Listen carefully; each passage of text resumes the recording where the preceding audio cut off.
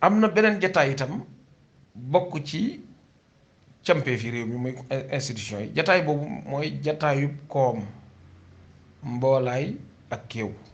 Jataayub koom mboolaay ak kéew mooy la ñuy wax le conseil économique social et environnemental. Jataayub koom mboolaay ak kéew bi atte bi nga xam ne limat ñaar fukk ak ñaar fukk ak juróom benn bu ñaar fukk ak juróom ñetti yu sëtu mbar ñaari junni ak fukk ak ñaar moom jataay boobu atte bii nga xam ne mi ngi yor numéro limat 2012 16 bu 28 septembre 2012 atte boobu moo sos jataayub koom mboolaay ak kéew. moom atte boobu nag mi ngi aju ci xoolaatu ndey atte ji muy révision constitutionnelle. ñu dellusi ci jataayub koom mboolaay ak kéew bi atte limat ñaar fukk ak ñaar fukk ak juróom benn bu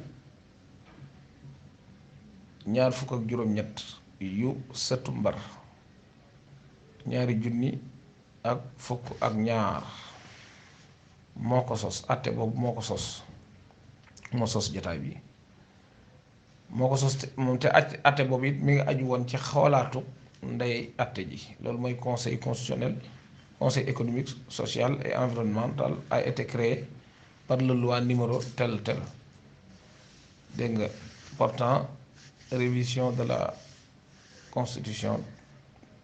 foofu yëpp loolu bu ma ko doon wax ci tubaab loolu la. ñu ñëw ci beneen nun koy tuddee ti sax beneen campeef bi moom itam ci campeef yi la. mooy sañ-sañub yoon bi mooy li ñuy wax pouvoir judiciaire. mën nañ ko wax sañ-sañub yoon bi, mën nañ ko wax doole yoon ji.